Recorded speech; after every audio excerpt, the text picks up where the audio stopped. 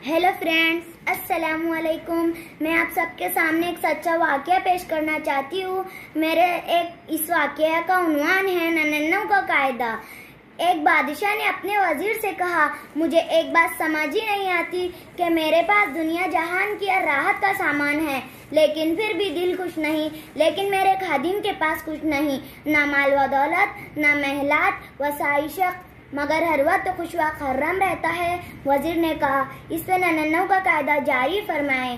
क्या मतलब नन्नों के कायदे का?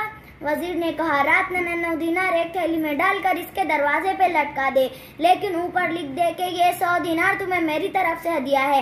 दरवाजे पे आवाज लगाकर वापस आ जाए, फिर देखे कि क्या होता है। चुनांचे बादशाह ने ऐसा ही किया। खादिम बाहर निकला, खुशी से थैली उठाई और जल्दी जल्दी गिनने लगा। पता चला कि 1 दिनार कम है।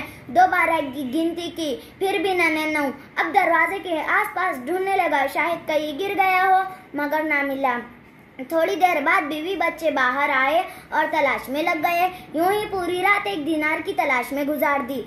सुबह वो काम पर आया, चेहरा बुझा हुआ, परेशान। नींद न होने की वजह से तबीयत मजमूहल और बूझल, रिवायती फर्क व नबसात गायब। ये देखकर बादशाह को नन्नों के कायदे का राज समझ आ गया। वो ये कि हम अल्लाह ताला के अता गिरदा नन्नों नेमतों को भूल जाते हैं और मफकूद नेमत के उसूल में जुट जाते हैं।